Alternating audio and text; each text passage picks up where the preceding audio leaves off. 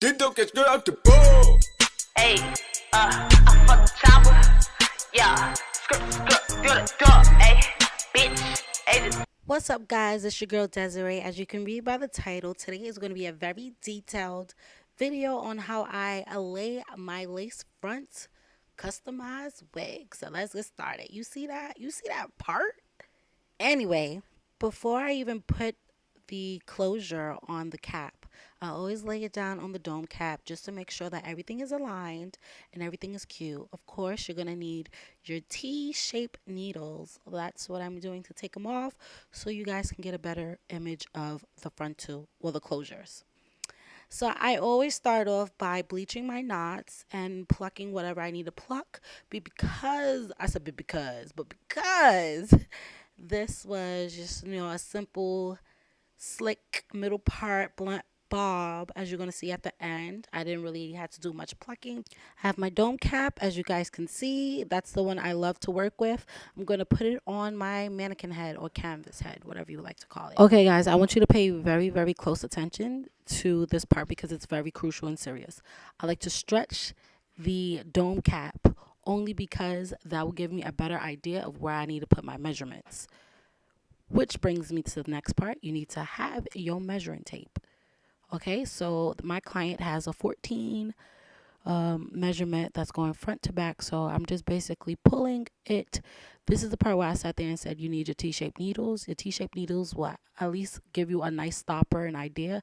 And every time you're going a little too above over the measurements, just remove the T-shaped needles, as I'm doing right now. I'm going to scrunch up the dome cap, and then once I scrunch it up and I get the exact measurements, sometimes I go a little bit over because you never know the foundation under the wig and if it's going to be doodle braids or nice slick braids. Keep in mind, I do have a T-shaped needle in front. You guys don't see it, but I do have it in front.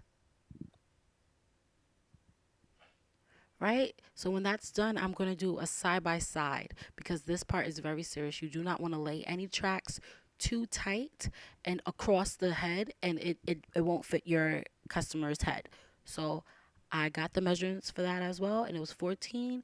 And once I stretched it, you do not want to go straight across. You want to still give it to that nice little temple area, like that backing part, which I'm showing you right now, and then you're straight.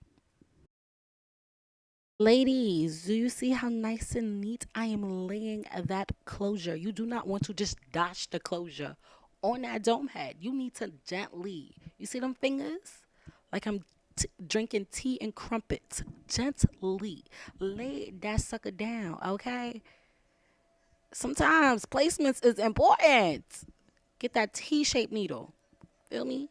Once you feel like you got everything aligned and everything's pretty and nice, you lay it down. You do not ever want to stretch your closure, okay? Because when you put it on, it's gonna look as if it won't move. Like you need some sort of flexibility. I'm tired of these wigs looking like it's just sitting on top of your head. No, but all jokes aside, you just need everything to be laid nice and flat. Still giving it a little bit of room. Keep in mind that you have braids under. You're not bald, and if you are, girl, I wish I was you. So I'm going to put my hair up. I'm going to get me some clips. And I'm basically just going to move the hair out the way and start getting everything ready to sew. Pretty much. Oh, because it's a middle part, I did not want to put the hair all in one puff. And I don't advise that anyway, even if it wasn't a middle part, because sometimes you can leave some lumps. Okay? So you just want to separate the hair as much as possible. Keep it loose. And that's just it. As you can see, I'm starting off with my big needle. I'm trying to give it some room. As you can see, I use nylon thread. Nylon thread is the best thread in the world. Do not argue with me because that thing will leave your hair flat, okay? You won't feel no bumps. Everything is smooth. Move. Like the tea. Anyway, as you can see, I started off small. I double loop, bunny loop it, whatever you want to call it. I always do that on my closures, no matter what place I'm on. I'm still going to loop it because closures do come undone. So we do not want that to happen. I'm going to zoom in so you can see it. Of course, my stitching isn't perfect. Name someone stitching who is. I don't care. Don't argue with me.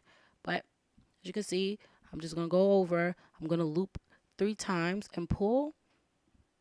And I'm going to keep going all the way to the end.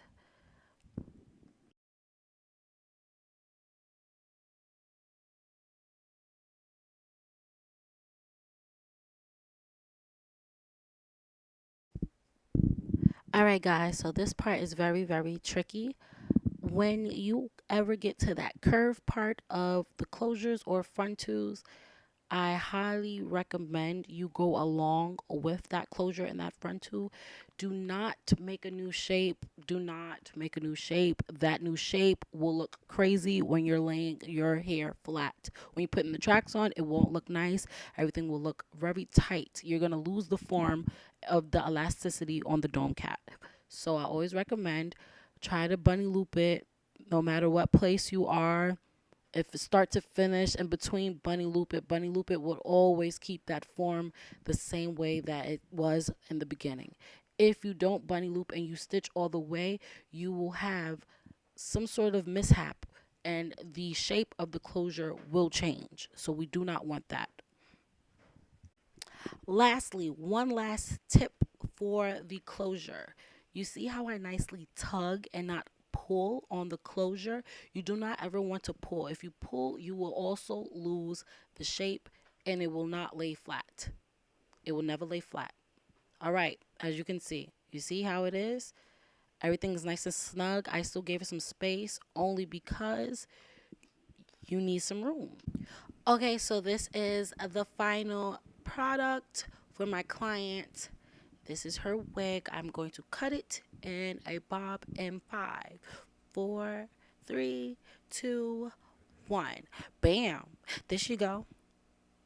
All right, guys, for more videos like this, like, comment, subscribe to this channel. You already know. Bye.